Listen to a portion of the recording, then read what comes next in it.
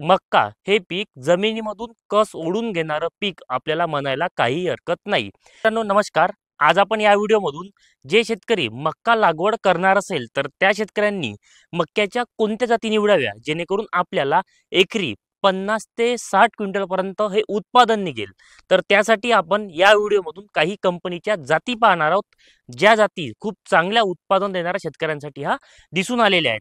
सगळ्यात प्रथम म्हणजेच मक्का हे पीक हे खादाड पीक आहे।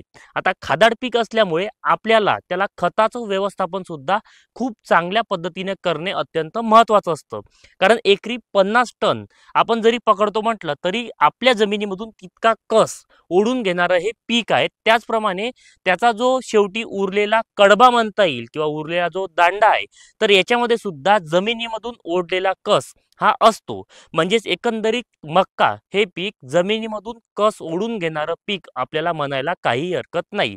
ज्या ठिकाणी आपण मक्का लागवड केलेली असेल त्याच जागेवर त्याच्या पुढच्या वर्षी पीक कोणतंही लागवड करा ते पीक कमजोर राहतं। याचं कारण काय की पूर्ण कस हा मक्याने ओढून घेतला असतो। तर आपल्याला एकंदरीत मक्याला संतुलित आहार देणे सुद्धा खूप महत्त्वाचं असतं। तर त्याची सुद्धा माहिती आपण आज या व्हिडिओमधून पाहणार आहोत। तुम्ही जर चॅनलवर नवीन आले असाल तर चॅनलला नक्की सबस्क्राईब करा।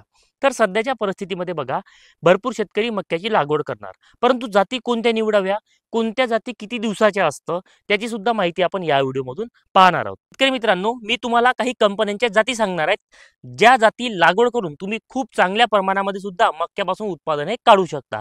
सगळ्यात पहिली जात ती म्हणजेच पाटील बायोटेक कंपनीचे बाजीराव हा मक्का। हा मक्का खूप चांगला असून नारंगी रंगाचे दाणे असून आपल्याला एकरी 50 ते 60 क्विंटल उत्पादन मिळण्यासाठी खूप चांगली जाती ठरू शकते। दुसरी जात ती म्हणजेच ॲडव्हान्टा कंपनीची 741, हिचा कालावधी 110 ते 120 दिवसाचा कालावधी आहे। तुम्ही याची सुद्धा लागवड ही करू शकता। त्यानंतर ॲडव्हान्टा कंपनीचा 759, हिचा कालावधी 115 ते 120 दिवसाचा आहे। तुम्ही याची सुद्धा लागवड ही करू शकता। हायटेकचा 5106 हा सुद्धा खूप चांगला आहे। हिचा कालावधी आहे 105 ते 115 दिवसाचा। तुम्ही हिचा सुद्धा लागवड ही करू शकता। त्यानंतर सिजंटाची 6802, ही सुद्धा मक्याची खूप चांगली जात आहे। हिचा कालावधी आहे 110 ते 115 दिवसाचा। सिजंटाची दुसरी जात आहे तिचा आहे 7720, हा कोडिंग नंबर आहे। तुम्ही याची सुद्धा लागवड करू शकता।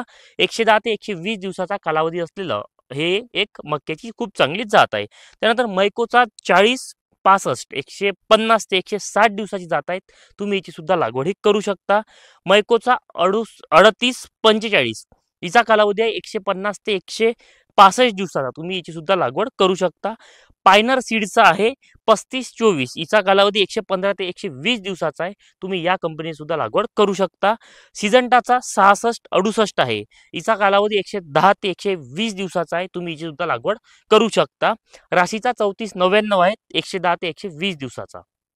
मी तुम्हाला या व्हिडिओमधून ज्या जाती सांगितल्या आहेत तर त्या जाती जवळपास आपण आता खरीप सीझनमध्ये ह्या लागवड करून एकरी 50 क्विंटलच्या वरती किंवा 50 क्विंटल जरी पकडतो म्हटलं तर आपण उत्पादन हे काढू शकतो। मी सांगितल्याप्रमाणे मक्का हे खादाड पीक आहे, त्यामुळे जमिनीमधून कस ओढून घेणारं पीक असल्यामुळे आपल्याला खताचं व्यवस्थापन सुद्धा खूप चांगल्या पद्धतीने याला करायचंच आहे।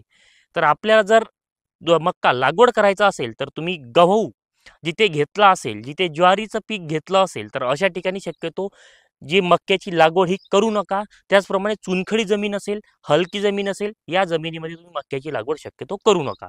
बाकी जमिनीमध्ये तुम्ही मध्यम ते भारी जमीन असेल तर मक्याची लागवड ही करू शकता।